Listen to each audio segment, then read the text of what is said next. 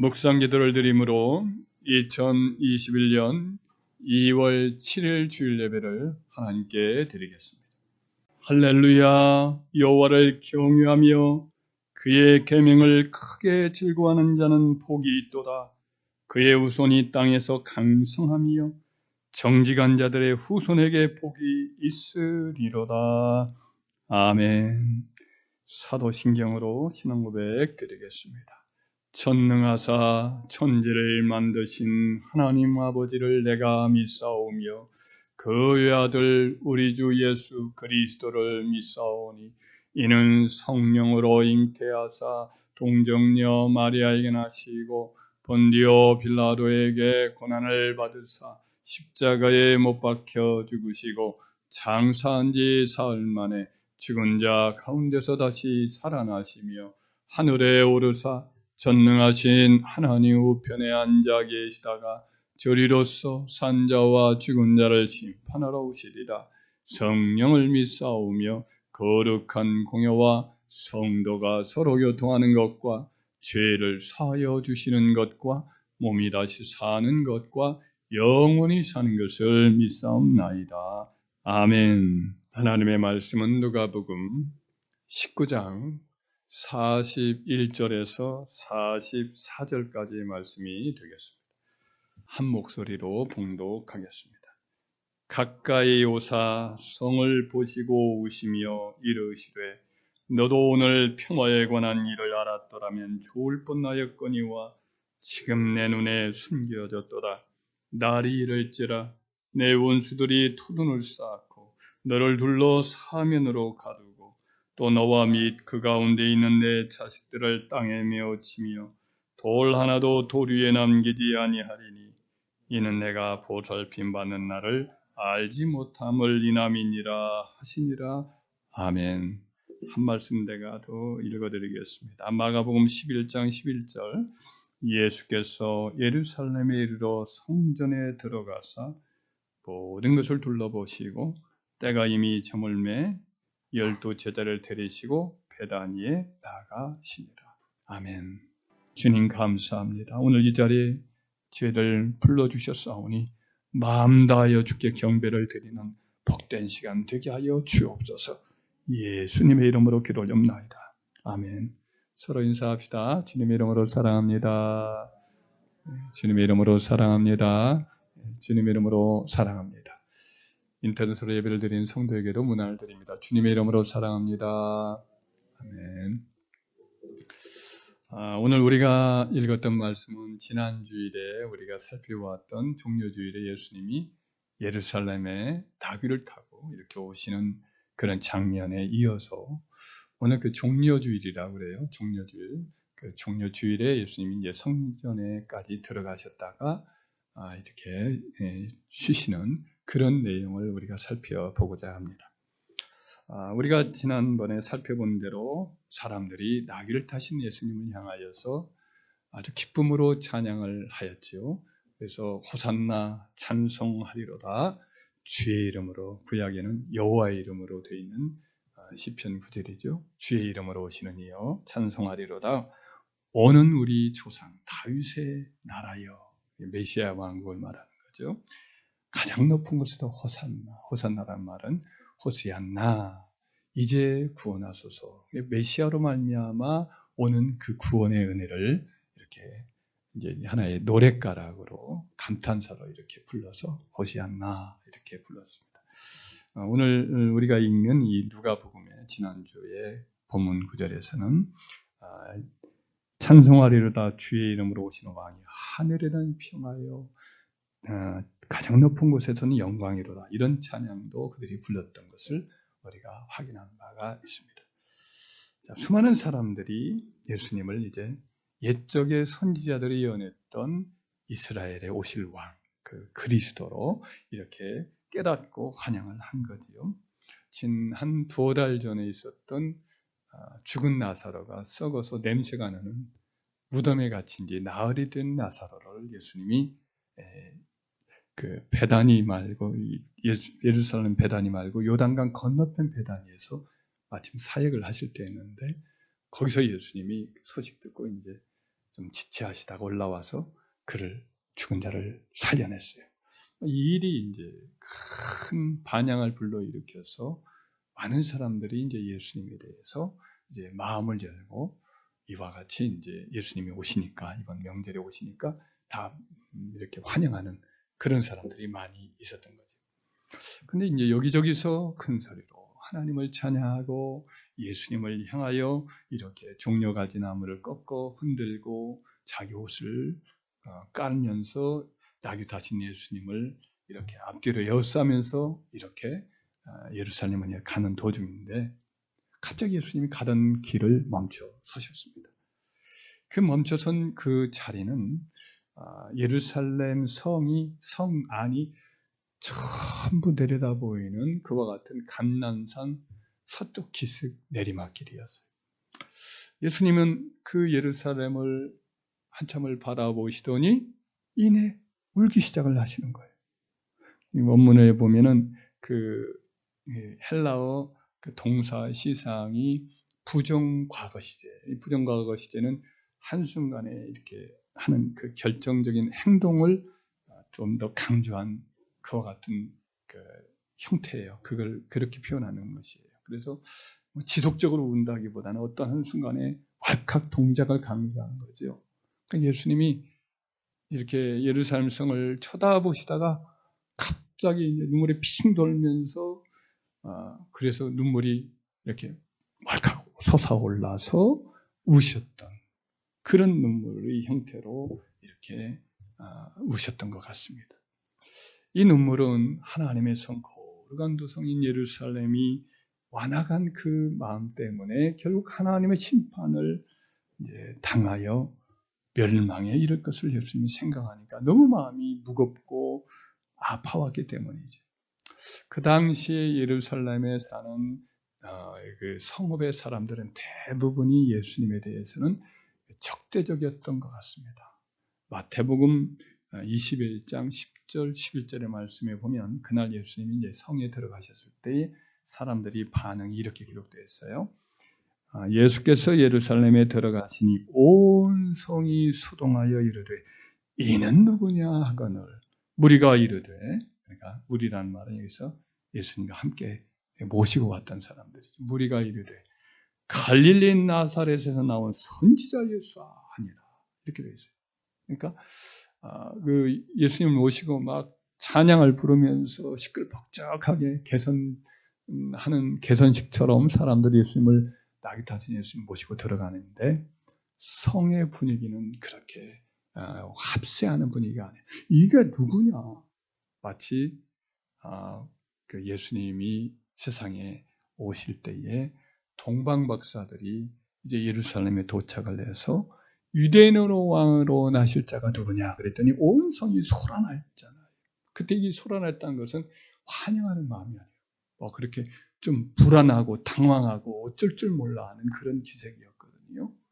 여기서도 온 성이 소동한 것은 이는 누구냐? 예수님에 대한 기대감이 없었던 거죠. 이번 명절에 예수님 절대 오실 리가 없어. 오면 다 잡아 고발하려고 하는데 어떻게 이 감히 사자굴에 기어들어와? 이런 사람들이었거든요. 그러니까 바리새인들 혹은 서기관들 혹은 대지재앙들의 가문에 속한 사람들 이런 사람들이 예루살렘에 주로 많았기 때문에 이 사람들은 이제 예수님을 이제 심판할 예수님이 십자가 못 박을 때도 대체로 그 판결에 동의하는 편에 있었던 것으로 여겨지거든요. 그래서 겉으로는 예수님 하나님을 잘 믿는 것 같아요, 사람들. 그러나 진실한 신앙이 아니었어요. 그래서 예수님이 그 완악한 마음 때문에 결국에 멸망에 떨어질 것을 예수님이 미리 바라보면서 그 마음속에 막 참을 수 없는 슬픔이 울음으로 이렇게 터져 나온 거지. 환호 소리가 막 주변에 들려요. 시끌벅적해요. 왕이시여 하면서 막 환호를 예수님께 돌리는 것때 예수님은 홀로 그렇게 예루살렘을 바라보면서 슬픔의 눈물을 왈칵 쏟고 계셨던 거지. 죄인을 위해서 눈물을 흘리시는 예수님의 모습은 성경에 종종 기록된 하나님의 종들의 모습을 상기시켜 줍니다. 하나님 앞에서 완악한 자들이 결국 멸망당할 것을 생각하면서 하나님의 종들은 그렇게 눈물로 기도하곤 했거든요. 예를 들면 모세가 시내산 앞에서 금송아지 우상을 섬기던 동족이 하나님의 진노로 내가 저들을 다 멸하고 너를 큰 나라로 만들리라, 뭐 이렇게 말씀하였을 때 그냥 하나님께 나가가지고 또다시 기도하기를 슬프도 소이다. 이 백성이 자기들 위하여 금신을 만들어 싸우니 큰 죄를 범하였나이다. 그러나 이제 그들의 죄를 사하시옵소서. 그렇지 아니하시면 원컨대 주께서 기록하신 책에서 내 이름을 지워버려 주옵소서. 이렇게 눈물로 기도하지. 성군 다윗도 이제 죄인들을 위해서 기도를 하곤 했어요. 시편 119편 136절에 그들이 주의 법을 폐하여 지키지 아니하므로 내 눈물이 시냇물같이 흐르나이다. 줄줄줄줄줄 눈물이 막 흐르는 거죠. 왜요? 자기 서름에 복받쳐서도 아니에요.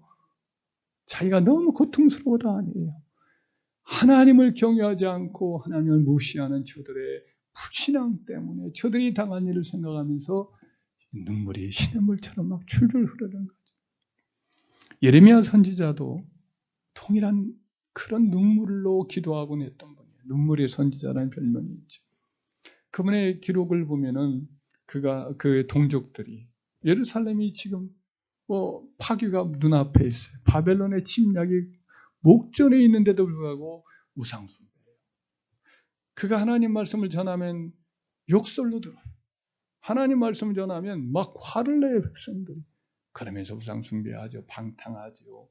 여인들은 여러 가지 장신구를 다니면서 막 그냥 그 세속적인 모습으로 쟁랑쟁랑 이렇게 하면서 이 정을 통하는 눈으로 사람들을 유혹하는 그런 시대에서 예레미야가 그런 것들을 이제 기록을 하고 그런 것을 가슴 아픈 나머지 그가 이렇게 말합니다.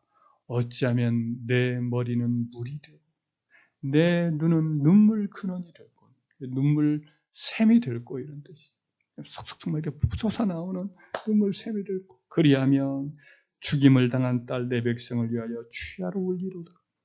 그리고 이제 하나님의 심판의 말씀을 대언할 때 그가 이렇게 말합니다. 너희가 이를 하나님의 경고의 말씀을 듣지 아니하며 나의 심령이 너희 교만으로 말미암아 은밀한 곳에서 울 것이며 여호와의 양떼가 사로잡힘을 인하여 말미암아 눈물을 흘려 통곡하리라.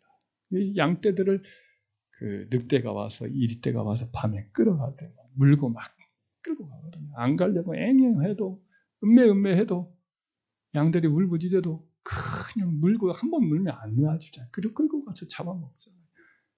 그 식으로 이렇게 바벨론에 끌려가고 죽임당하는 모습을 눈으로 보니까 영안으로 보니까 너무 가슴이 아파서 통곡하면서 우는 거죠. 사도 바울도 동족 이스라엘이 자기를 잡아 죽이려고 해요.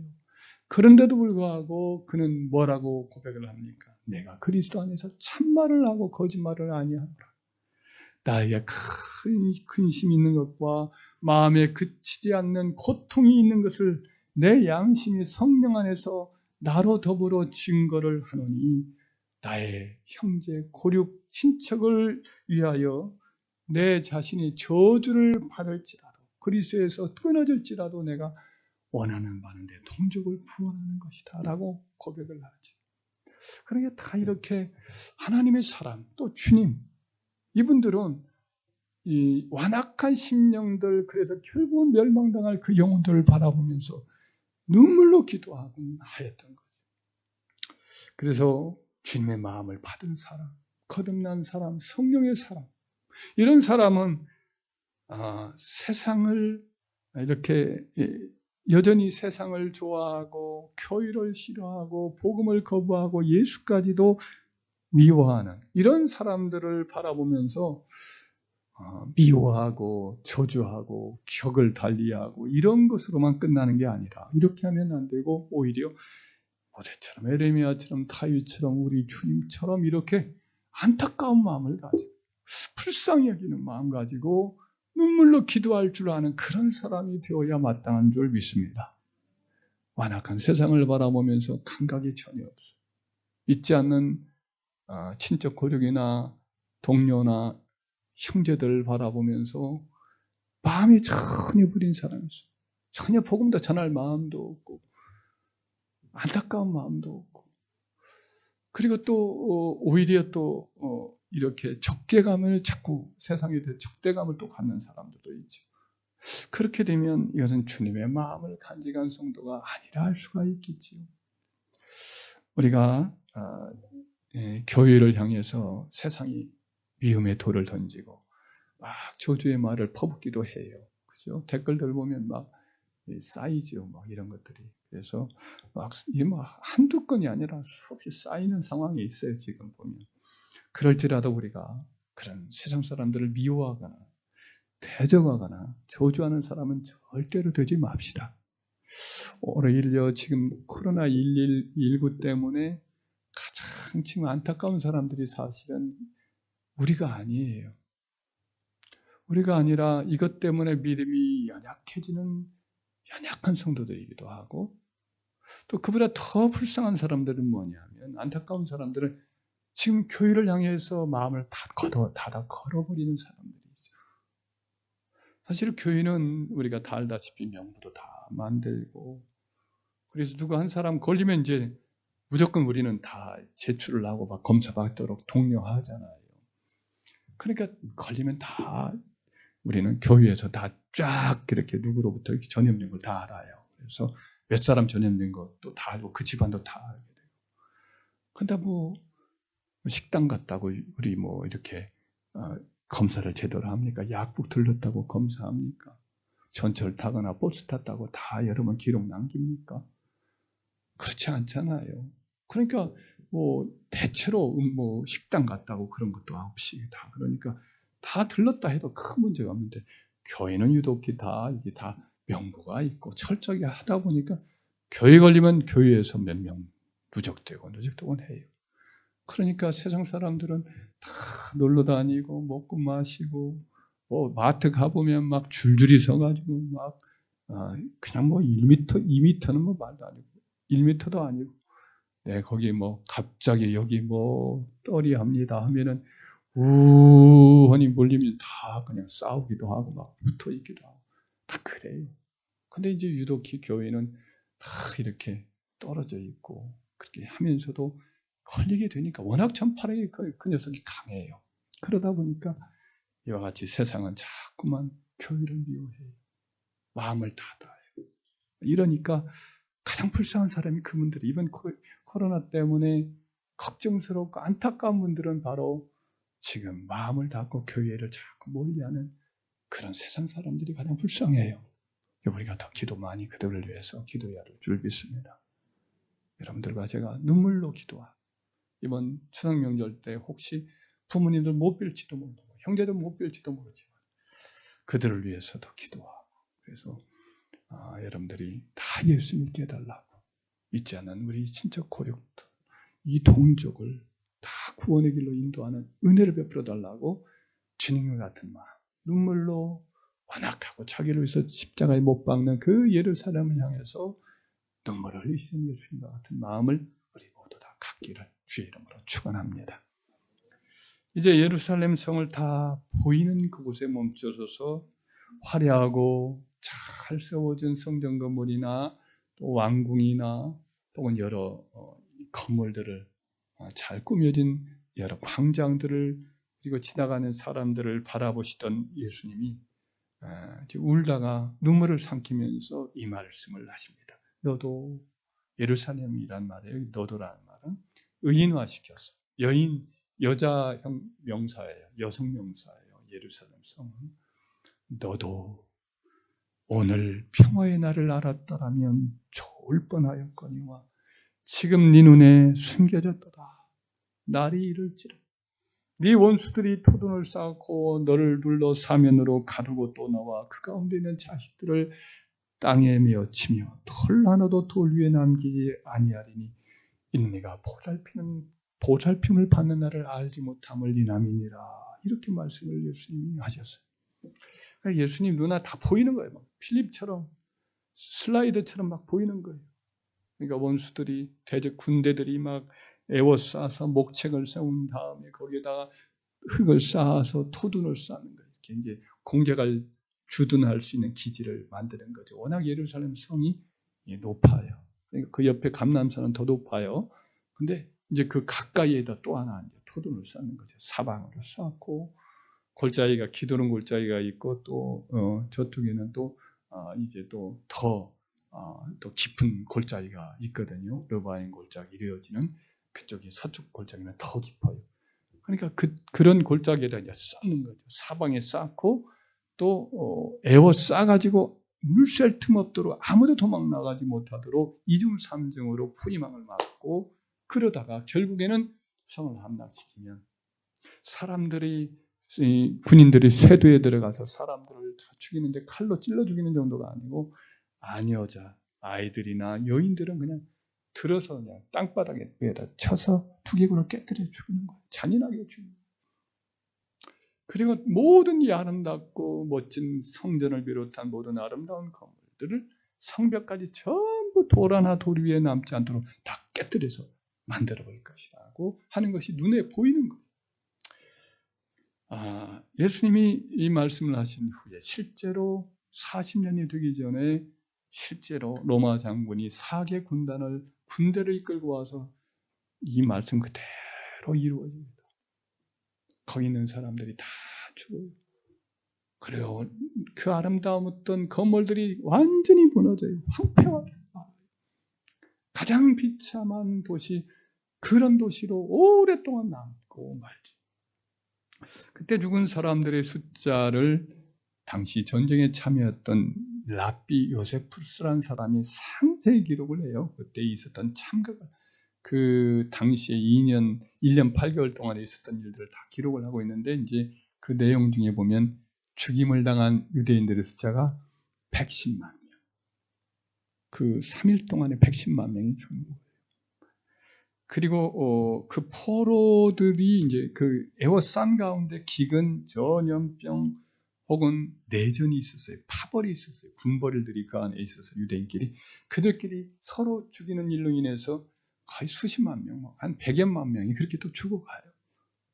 그러니까 그냥 지옥이죠. 생존. 나갈 수도 없어요. 나가면 자기들이 또 나가는 사람을 죽였거든요. 이 사람들이. 그리고 나오더라도 로마 군병이 또 죽이고.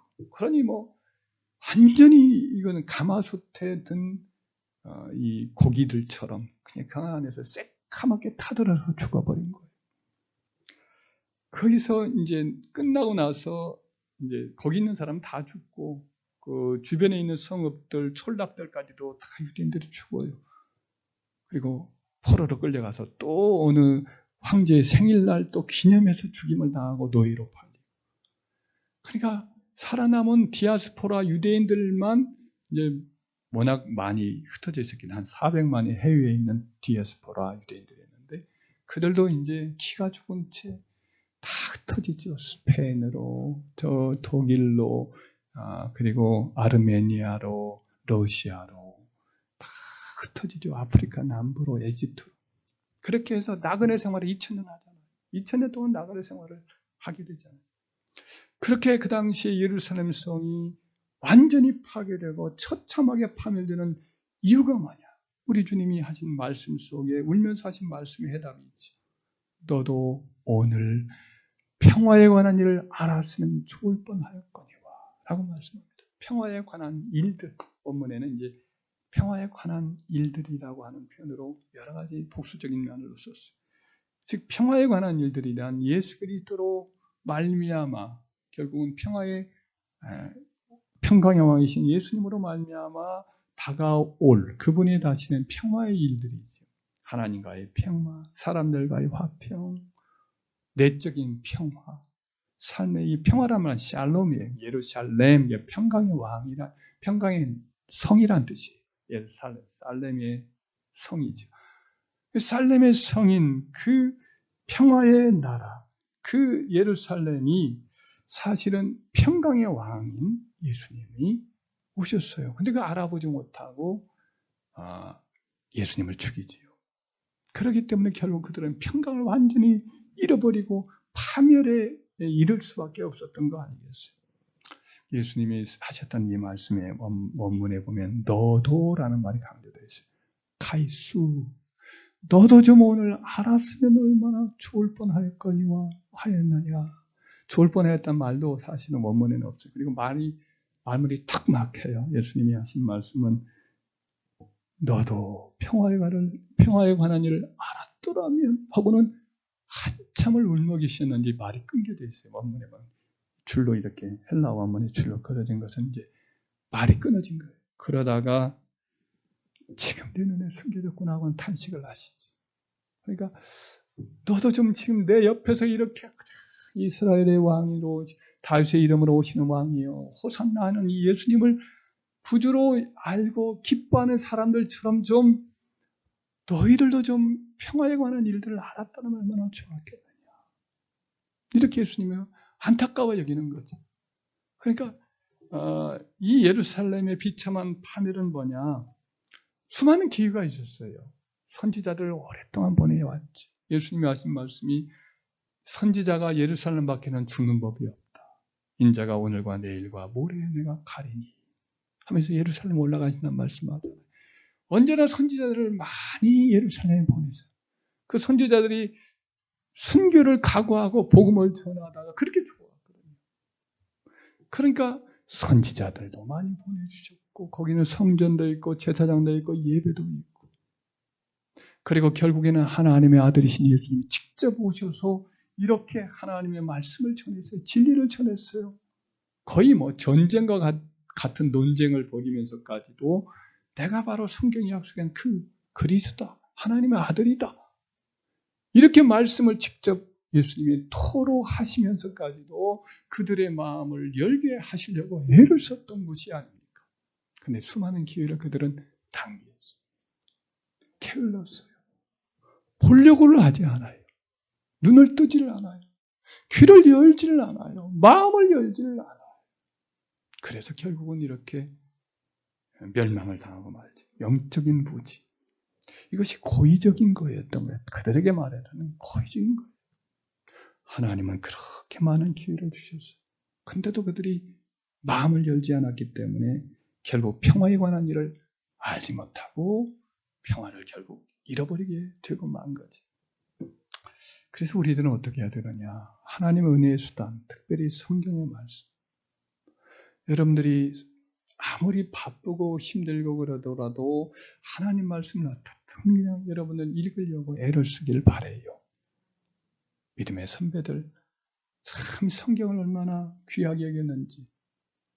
하여튼 이 성경이 사실 귀해요. 왜냐? 여러분 인쇄술 발전하기 이전까지 이 성경 하나를 얻으려고 한다면 몇억 원짜리예요. 몇억 원. 왜냐하면 수도사들이 이걸 필사를 하거든요. 그렇게 해서 한 권을 얻는 거예요. 이거 그러니까 그 귀족들이나 이런 걸 얻지요.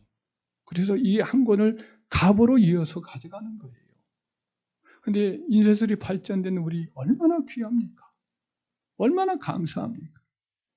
근데 오늘날 이렇게 여러분들 갖고 있는 성경을 여러분들 얼마나 자주 애용을 합니까? 여러분들 성경을 막 낡아져가지고 결국은 떨어뜨려야 돼요. 빨리. 할렐루야. 너무 깨끗하게 있으면 안 돼요. 여러분들이 평화에 관한 일들이 기록한 평화의 왕에 관한 기록이 되어 있는 어떻게 하면 진정한 인생에 평안이 있는가를 성경은 자꾸 얘기하고 있잖아요. 그래 여러분들 시간을 내어서 성경을 읽고 은혜의 수단이 주어질 그 기회가 있을 때 여러분들 열심히 모여 성경 말씀을 듣고 깨닫기를 여러분 위해서 여러분 기도하면서 여러분들이 하나님의 진리를 더 가까이 하기를 바랍니다. 또 한 가지 예수님 뭐라고 말씀했느냐. 또 하나 알지 못하는 것은 너희가 보살핌을 받는 날을 알지 못함이니라 라고 말씀했어요. 이 보살핌이라는 단어를 개역 성경에서는 너희가 권면을 받는 권함을 받는 날을 알지 못함이라 이렇게 권면이란 단어로 해석했어요. 이 단어는 에피스코페라고 하는 이 헬라어 단어인데 이 단어는 이제 어떤 의미가 있느냐. 시찰, 감시, 감독, 방문, 권고, 심판 이런 의미가 담겨 있어요. 1차적인 의미는 어느 동사에서 나왔느냐면 조사하다, 시찰하다, 방문하다라는 의미가 있는 단어에서 나온 명사예요. 그래서 예루살렘 성은 그동안 하나님이 수차례 선지자를 보내셔서 방문하게 하시고 시찰하게 하신 곳이죠. 근데도 그들이 이제 방문자가 찾아왔는데도 깨닫지 못하고 그를 멸시하고 죽이고 그렇게 했던 거죠. 그들이 영적으로 깨어있지 못해요. 귀가 닫혀 있어요. 그러니까 하나님이 이렇게 여러 차례 사실은 주의 종들을 통해서 방문하고 천사를 보내서 방문하고 그래도 이제 영적으로 귀머거리고 소경이고 마음이 완악해서 완전히 세속적인 그냥 종교인이지 어떤 신앙인이 진실한 신앙인이 아니었기 때문에 결국은 망한 거거든요. 소돔과 고모라도 그러잖아요. 천사를 보내죠. 시찰하려고. 과연 내게 들려오는 그 울부짖음이 부르짖음이 너무 크니까 내가 과연 그러한가 한번 내가 보려 한다면서 우리 구주가 2명의 천사를 이끌고 아브라함 들렀다가 이제 천사를 보냈잖아요. 시찰을 하러 보는 거예요. 과연 그러한가. 그런데 천사가 나타나니까 그들이 어떻게 되었죠? 노유를 막론하고 동성연애 대상자로 여기고 롯의 집으로 몰려들잖아요. 노유, 노인네나 젊은이나 할 것 없이 그 못된 짓을 하려고 몰려드는 거죠. 눈이 어두운 캄캄해 완악해진 거예요. 천사의 아름다움을 경험하면 영적으로 더 거룩해져야 될 텐데 이들은 그걸 범하려고 하는 악마 같은 마음을 갖고 있는 거죠. 그래서 결국은 유황불이 떨어지고 성이 뒤집어져서 흔적조차 없는 심판을 그 다음날 새벽에 받게 되지 않습니까? 지금도 하나님은 천사를 보내고 주의 종을 보내고 말씀을 보내고 성령의 이렇게 감동을 보내고 해서 우리를 검열하시는 거예요. 주님의 재림이 가까울수록 주님께서 계속해서 그런 일을 하실 거예요. 마가복음 11장 11절에 보면 이 점을 좀 우리가 예수님의 행동을 통해서 실감할 텐데 마가복음 11장 11절 전반절을 보면 이런 말씀이 나와요. 예수께서 예루살렘에 이르러 성전에 들어가사 모든 것을 둘러보시고 라고 해서 그러니까 예수님이 그날 이렇게 예루살렘 동쪽 문을 통과를 해서 성에 들어갔을 때 아까 사람들이 소동을 했는데 예수님은 바로 성전으로 들어가시죠. 그러니까 그 예루살렘 성의 심장부지요. 그래서 그곳에 먼저 들어가셔서 그것을 모든 것을 둘러보셨다라고 되어 있어요. 그러니까 예루살렘 성내의 바깥들 이방인의 뜰을 살펴보시고 어떻게 있나 사람들 어떻게 6월절 명절인데 어떻게 지금 그 명절을 준비하고 있나 또 여인의 뜰도 한번 가보시고 또 이방인의 뜰까지 바라보시고 그 안에 이제 제사장의 뜰이 바라다 보이는 거기까지 한번 예수님이 쳐다보셨겠지. 그렇게 모든 걸 둘러보셨다라고 말씀해요. 이것이 아까 말씀했던 여기 권고받는 날, 보살핌 받는 날에 포함되어 있던 에프시코페라는 방문, 시찰, 감독, 심판 이 단어와 이 어울리는 행동을 예수님이 하신 거예요. 예수님이 종들만 보냈는데 예수님이 이번엔 직접 한번 보시는 거예요. 과연 이들이 하늘에 올라왔던 천사들의 보고와 맞나 하고 한번 살피신 거죠. 성읍의 왕이신 예수님이 취엄하신 왕권을 가지고 직접 친히 시찰을 나오신 거죠. 지금도 주님은 종종 우리의 생활과 우리의 마음과 우리의 심령 깊은 곳을 어떠한가 살피시려고 우리를 방문하실 줄 믿습니다. 예루살렘 성읍, 이것은 어떤 말하자면 우리의 생활이라 표현할 수가 있고 예루살렘의 성전은 우리의 마음이라 표현할 수가 있고 그 안에 깊은 곳은 이제 지성소 같은 경우는 우리 심령 깊은 곳이라고 할 수가 있겠죠. 예수님 그걸 다 살펴보시는 두루 살펴보시는 시찰을 하시는 거예요. 이처럼 우리에게 오셔서 우리 생활이 지금 신앙의 질서를 따라 지금 살아가고 있는가? 다만 먹고 사는 것 썩을 양식을 위해서 지금 막 바쁘게 움직이고 있는지 썩지 않을 양식을 위해서 일하라고 했는데 본말이 전도됐는지 이것을 지금 살피시는 거예요. 정말 예수님을 향한, 우리 주님을 향한, 하나님을 향한 진실한 신앙으로 신앙생활을 하는지, 아니면 뭐 그냥 세상을 사랑하는 마음이 가득 차 있는지, 이걸 지금 점점 깊이 닫혀있는 문도 열어보고 마음의 방문도 열어보고 살피시는 거죠. 항상 주의 영이신 우리 주님 우리와 함께 하시지만은, 그러나 어때요? 어떤 결정적인 어떤 확인하려는 그와 같은 때도 있으리라. 예를 들면 우리 자녀들 맨날 장난치고 놀고 말도 함부로 하고 그러는데 맨날 혼냅니까? 맨날 숙제 검사합니까? 그렇게는 않잖아요. 두고 보지요. 그러죠? 그러다가 어느 순간에는 결정적인 어떤 선을 넘으면 이리 오라고 해서 훈육을 하지요. 잘 가르치고 이제 고치도록 제대로 엄중하게 가르치는 때가 있어요, 없어요? 맨날 그렇게 하면 아이들 기죽습니다. 아이들 좋지 못해요. 그러니까 너무 잔소리는 하지 말래요. 예. 저도 반성을 합니다. 예. 손자 애들, 조카 손자 애들 돌보다 보면 옛날 어르신들처럼 막 자꾸 잔소리가 많아요. 근데 아이들은 별로 잔소리한 사람 안 좋아합니다. 우리 아버님을 애들이 좋아해요. 우리 강수희 전사입니다. 우리 할아버지가 좋았대요. 우리 아버님은 그냥 웃고만 있고 절대 말씀 안 않거든요. 그러니까 좋아해요. 근데 애가 할아버지는 얼마나 잔소리를 하는지 그냥 무슨 당할까봐 맨날 그냥 제가 좀 잔소리가 많은 것 같아요. 무슨 일이 있으면 벌떡벌떡 하는 것 같아요. 반성하고 있습니다.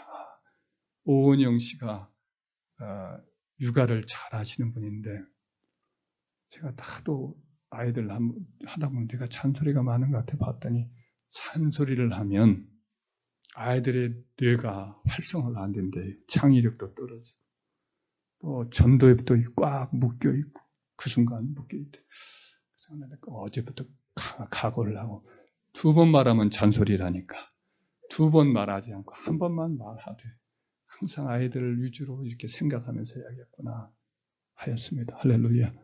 뭔 말하다가 이렇게 됐죠? 매번 말하지 않는다는 거죠. 우리 주님도 매번 방문해서 매번 심판하시거나 하죠. 두고 보는 것. 두고 보는 것. 두고 보다가 어느 결정적인 때에 말씀하시고 그걸 가지고 셈을 하는 거 아니겠어요? 그래 우리 인생에서 우리 하나님도 이렇게 우리들에게 찾아오시는 결정적인 때가 있어요. 그때까지는 두고 보는 거. 오래 두는 거죠. 저도 뭐 성도님들에게 때로 잠깐 할 말씀이 있습니다 해가지고 얘기한다면 어떤 말을 한번 어떤 일이 있을 때 하겠어요? 두고 보다가 유익하기 위해서 필요하니까 그때 훈육이나 혹은 격려나 교육이나 뭐 이런 차원에서 하겠죠? 네. 그러겠죠? 할렐루야? 네. 그럼 우리 주님도 그렇게 하십니다. 그래서 이것을 알아채야 돼요.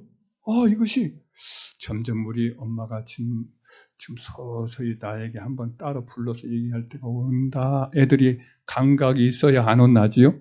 네. 그죠? 감각이 전혀 없으면 되겠어요? 안 되겠어요? 이제 벼락 맞을 때가 오는 거지. 그와처럼 우리 주님 우리에게 찾아오신 때가 있어요. 근데 그때를 알아채야 돼요. 미리. 알지 못했던 거지. 지금 주님이 왔어요. 하나님이 오셨어요. 구원자가 오셨어요. 평강의 왕이 오셨는데 알아보지 못하고 그를 십자가에 못 박잖아요. 그래서 이를 위해서 어떻게 해야 되느냐. 성령 안에서 깨어 있어야 돼요. 할렐루야. 누가복음 21장에 보면 예수님이 제자들에게 이렇게 경고해 줍니다. 너희는 스스로 조심하라. 그렇지 않으면 방탕함과 술취함과 생활의 염려로 마음이 둔하여지고 뜻밖의 그날이 덫과 같이 너희에게 임하리라. 이날은 온 지구상에 거하는 모든 사람에게 임하리라. 그러므로 너희는 장차 올 이 모든 일을 능히 피하고 인자 앞에 서도록 항상 기도하고 깨어있으라. 그래서 우리가 주님의 이 방문의 날, 주님이 오시는 그 결정적인 시찰의 날을 우리가 미리 깨닫고 준비할 수 있기 위해서는 우리가 항상 깨어있어야 될 줄 믿습니다. 주인이 밤중에 올지 새벽에 올지 알지 못하는데 그때의 주인이 왔을 때에 등불을 들고 맞이하는 종은 복이 있도다. 그 종에게 주인이 착하고 충성된 종아 내 주인의 즐거움에 참여하라. 이런 축복을 주실 것이라고 주님이 말씀하시지 않습니까? 그래서 우리는 이 영적인 민감성이 있어야 돼요. 실제로 이제 바로 이 성이 40년 후에 디도 장군에 이끄는 사개 군단이 사방에서 막 몰려들어요. 그리고 에워싸버려요. 쥐새끼 한 마리도 못 나가도록 철저히 2중 3중으로 에워싸서 1년 8개월 정도, 그러니까 연수로는 3년이에요.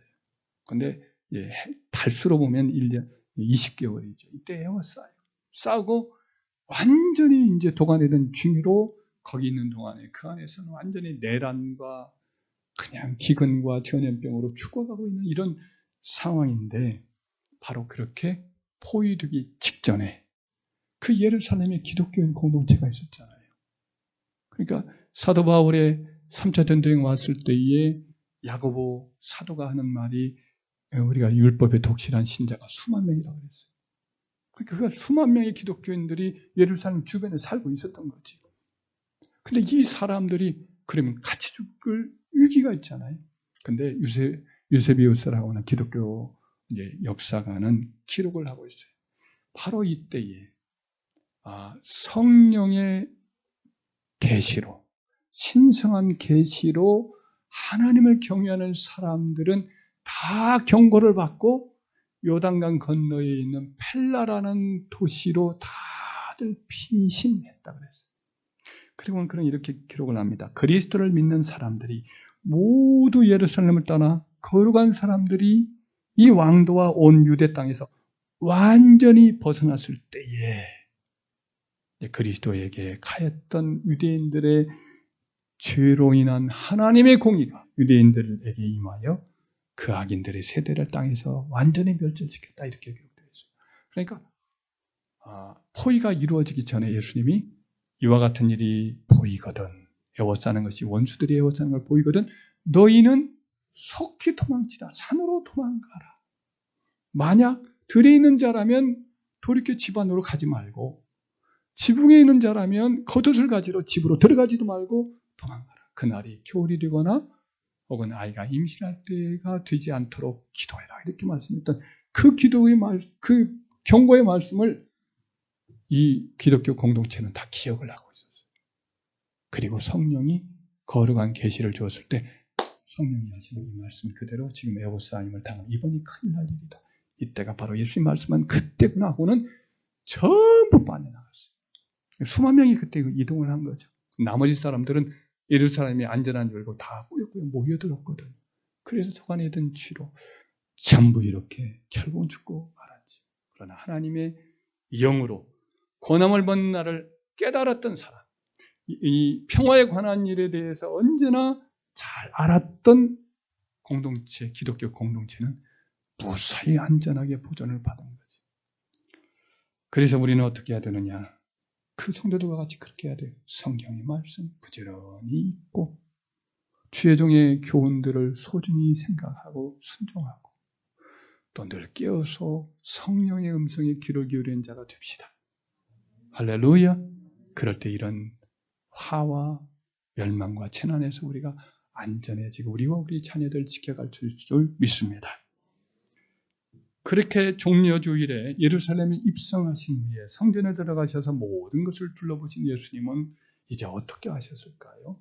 아까 읽어드렸던 마가복음 11장 11절 거기 말씀에 보면 이렇게 기록되어 있습니다. 예수께서 예루살렘에 이르러 성전에 들어가서 모든 것을 둘러보시고 때가 이미 저물매 12 제자를 데리시고 베다니로 나가시니라 라고 기록되어 있습니다.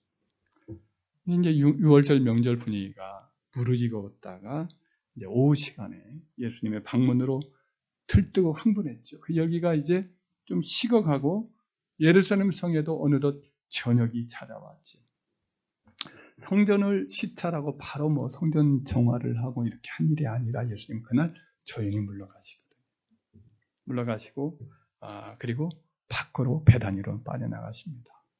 사실 왕에 등극한 그날이 가장 그 성으로서 영광이지요. 그러나 그 성에 그 누구도 예수님을 이렇게 자기 집으로 초대하거나 자기 집에 와서 쉬시도록 이렇게 배려하는 사람은 하나도 없었어요. 그래서 예수님은 어때요? 불편하시죠? 다른 거기서 초대하는 이도 없고 그런 가운데 예수님은 조용히 나가셔서 이제 베다니로 가셨습니다. 베다니에 누가 있겠습니까? 당연히 라사로와 또 마르다와 마리아, 집이 아마 예수님이 머물렀던 그 집이라 생각이 됩니다. 여느 때처럼 마르다와 마리아는 예수님 오시자마자 식사 준비를 하고 제자들과 함께 예수님은 손과 발을 씻으시고 그리고 준비한 저녁 식사를 하면서 제자들과 담화를 했을 거예요. 그래서 마태복음에는 베다니에서 예수님이 유하셨다라고 기록을 해요. 그러니까 아마 그날 거기서 주무셨던 것 같습니다. 누가복음 1장 37절에는 예수님께서 낮에는 성전에서 가르치시고 밤에는 나가 감람원이라 하는 산에서 쉬셨다 그랬는데 베다니라는 마을이 감람산 바로 동쪽 기슭에 있어요. 그러니까 감람원에 쉬셨단 말은 베다니에 쉬시다가 주무시기도 하고 때로는 가까운 감람산에 밤에 가셔서 기도하시고 이렇게 하셨던 것 같습니다. 그렇게 6월절 주간은 그렇게 지내신 것 같아요. 여러분, 온 세상의 왕이신 예수님, 예루살렘의 왕성인 자기의 거처가 있을 바로 예수님께서 하룻밤도 그 안에서 주무시지 않고 오히려 마음 편하게 예수님이 쉬셨던 곳은 베다니의 나사로의 집이었죠. 그러니까 예수님이 그냥 날마다 예루살렘 출입하면 거의 전쟁 같은 시간을 보내요. 일주일 동안에. 그리고는 그에게 기다리고 있는 골고다의 십자가길을 예수님이 한 걸음씩 올라가셔요. 예수님 마음이 굉장히 긴장이 날마다 쌓여 있는 거지. 그런데 이제 그런 동안에도 예수님 한 번씩 이렇게 저녁 나절이면 쉬실 수 있어요. 마르다의 집에 가가지고 거기서 식사를 마치고 그리고 잠자리에서 거기서 쉬기도 하고 담화도 하고 발도 씻고 그럴 수 있는 집이 있는 거예요. 거기 가면 그냥 편안하고 긴장을 좀 풀 수 있었겠지. 그래서 참 이걸 보면 참 예수님이 지상에 살면서 온 세상의 왕이셨고 예루살렘의 왕이셨던 예수님이 지상에 사는 동안은 외로웠고 또 답답하고 때로는 거룩한 분노 가운데 슬프셨던 예수님 아닙니까? 그런데도 예수님이 저녁만 되면 쉴 수 있는 곳이 있었다는 것. 이게 참 감사한 일이죠. 그 예수님을 모실 수 있었던 그 나사로와 마르다와 마리아의 집은 참 복 있는 가정인 줄 믿습니다. 그래요. 지금 온 세상이 예수님에 대해서 막 적대감이 가득하고 지금 세상을 보면 예수님이 갈 데가 없어요. 시찰하러 방문하러 다실 때 예수님 마음이 늘 힘들고 어려울 것 같아요. 마음 둘 곳이 없는 것 같아요. 근데 그런 예수님이 저녁 나절에 여러분의 방문을 두드릴 때에 여러분들 집에 가시면 정말 우리 주님이 오셨다고 막 기뻐하면서 모셔드리고 그냥 쉬게 만들고 식사라도 해드리고 예수님이 그냥 그 모든 피곤함과 긴장감을 다 풀어버릴 수 있는 그런 베다니의 가정과 같은 가정이라면 여러분의 가정이 그렇다면 얼마나 주님께서 기뻐하시겠어요. 할렐루야. 그렇습니다. 우리 주님이 세상에서는 온 세상을 다스리는 왕이지만 인정받고 대접받지 못하지만 여러분들의 가정만큼은 예수님이 왕이시고 예수님이 가장 귀한 주빈이시고 식사 자리에 상석에 앉으시고 정말 그분이 마음 편하게 주무시고 갈 수 있는 그런 예수의 신앙의 믿음의 가정이 되시기를 주의 이름으로 축원합니다. 할렐루야. 네, 작전 성공이에요. 이번 주일 또 지난 주일에 걸쳐서 예수님의 종려주일에 있었던 일을 우리가 살펴보았죠. 나귀를 타고 예루살렘에 입성하시던 예수님. 도중에 이렇게 우셨어요. 그 눈물을 우리는 기억합시다.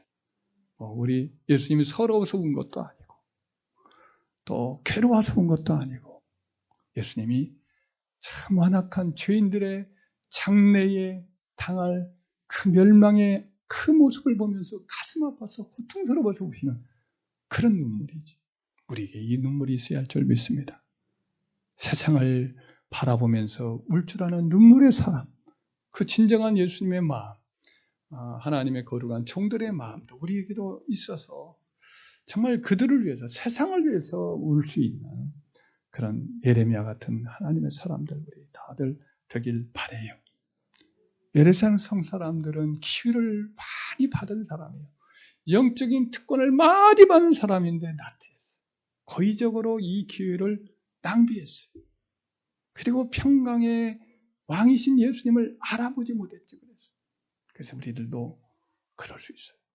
이 성경 여러분들에게 그냥 어떤 장식으로 준 거 절대 아니에요. 너무나 귀한 거예요. 성경을 여러분들 소중히 자주 읽기 바라요. 예배의 이 귀한 자리를 사모하시기 바라요. 너무나 귀하게 여러분들에게 주셨어요. 저도 여러분들에게 준 주님의 어떤 선물에 불과하지. 여러분들 위한 거예요.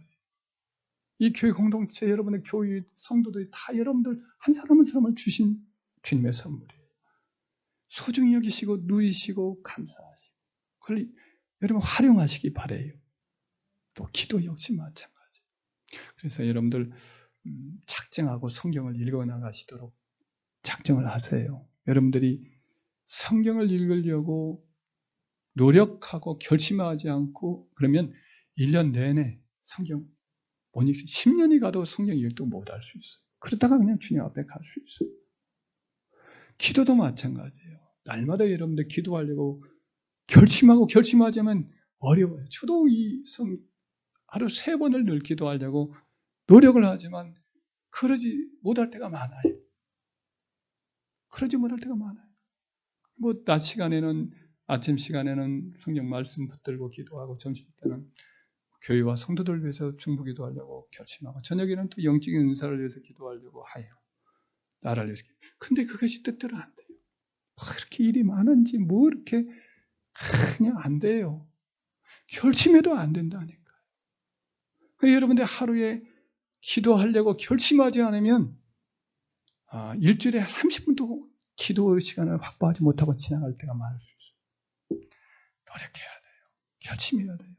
그래야 우리 주님이 방문하실 때에 결정적인 그 순간이 축복의 시간, 착하고 충성논영하면서 축복하는 시간이 되지 심판의 때가 되어버리면 안 돼요.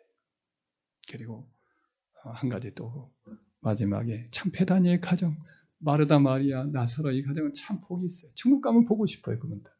예수님이 참 이렇게 얼마나 위로가 되었겠어요. 그죠? 그 마지막 고난의 일주일 참 거기 가서만큼은 예수님이 발을 씻고 편안히 긴장을 좀 풀고 따뜻한 작은 천국이 되었던 그 가정을 제공했던 그 가정 얼마나 멋져요. 여러분의 가정이 바로 우리 주님이 지치고 힘들고 그런 모습으로 여러분 집에 찾아오시면 정말 여러분 예수님을 왕으로 모시고 함께 즐기는 그런 가정의 분위기로 만드십시다. 할렐루야. 다른 곳에서는 왕이신 그분이 대접 못 받아도 여러분 집 안에서만큼은 왕으로서 마음껏 여러분 주님 기쁘시게 하고 주님의 가슴에 기대어서 먹고 마셨던 사도 요한과 같이 여러분도 주님 안에서 함께 누리고 즐거워하고 행복한 여러분들이 다 되기를 주의 이름으로 축원합니다.